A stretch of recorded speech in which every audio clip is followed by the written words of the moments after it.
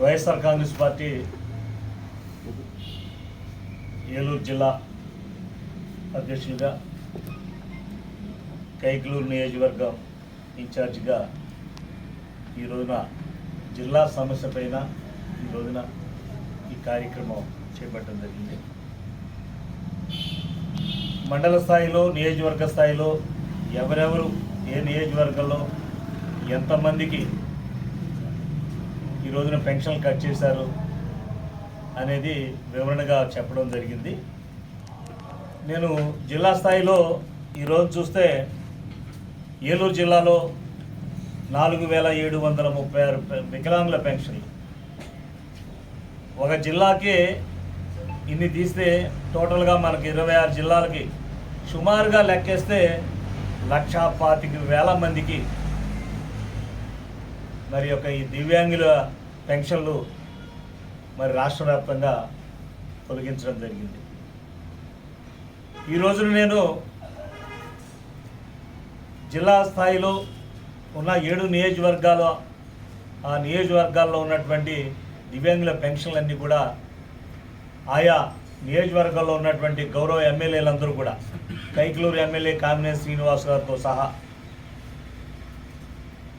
వాళ్ళ పుటకే దేవుడు మరి అన్యాయం చేసినట్టుగా వాళ్ళ జీవితాలే ఒక దివ్యాంగులుగా మరి జరుగుతుంటే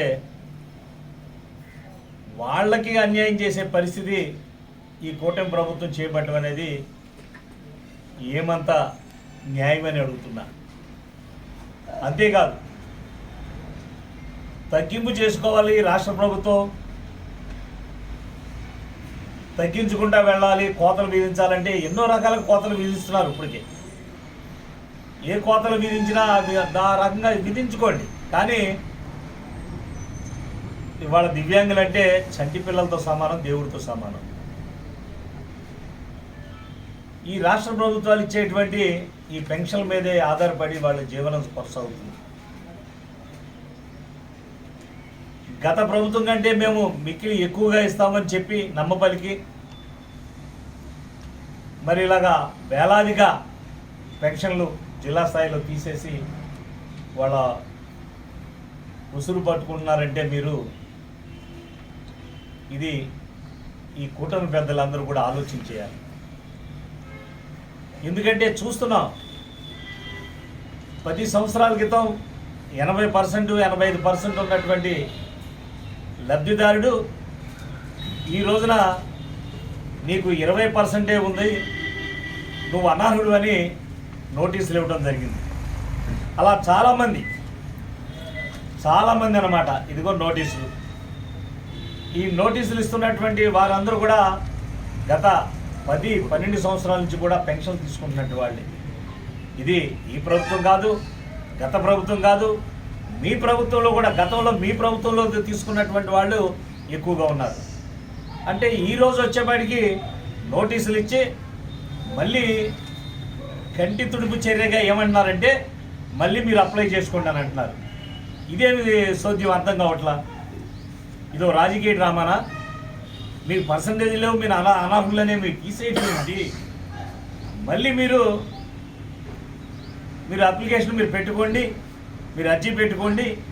ఎవరి దగ్గర పెట్టుకోవాలంటే వెళ్తున్నారు. పాపం వీళ్ళు ఏం చేస్తున్నారు, నడవలేక నడిపించుకుని వెళ్ళాడు కొందరు, చూపు లేక పక్క వాళ్ళు చేయి పట్టుకుని తీసుకెళ్ళాడు కొందరు.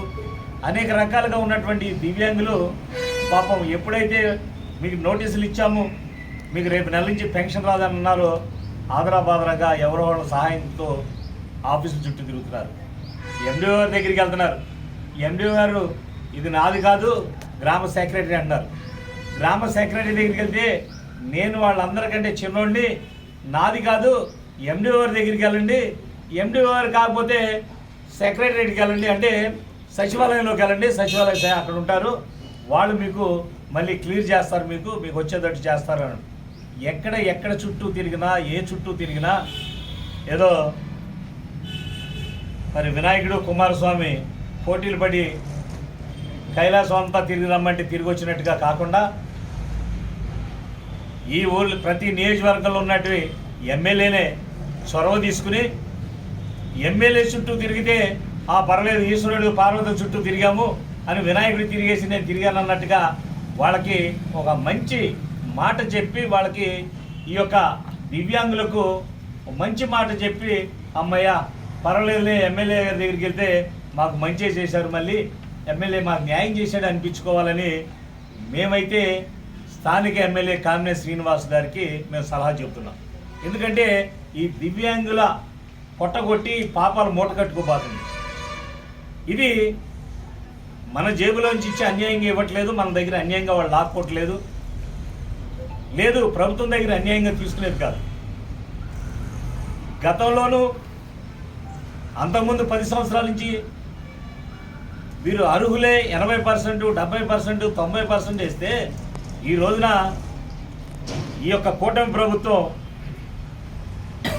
చక్కగా పెద్ద మనసుతోటి వీళ్ళందరికీ ఎలా మొట్టికేయాలా, వీళ్ళందరినీ ఎలా కట్ చేయాలనే పరిస్థితితో ఓ పక్కనేమో ఇదంతా ఎవరైతే ఈ సంబంధించిన వాళ్ళు వైఎస్ఆర్ పార్టీలో ఎవరైతే వాళ్ళ కుటుంబాలు ఉన్నాయో ఆ కుటుంబాలకు సంబంధించిన వాళ్ళు ఈ దివ్యాంగులు ఎవరైతే ఉన్నారో వాళ్ళన్నీ కట్ చేసేయండి అనే పరిస్థితిగా ఈ రోజున ఈ కూటమి ప్రభుత్వం డబ్బాలు కొట్టుకుంటుంది.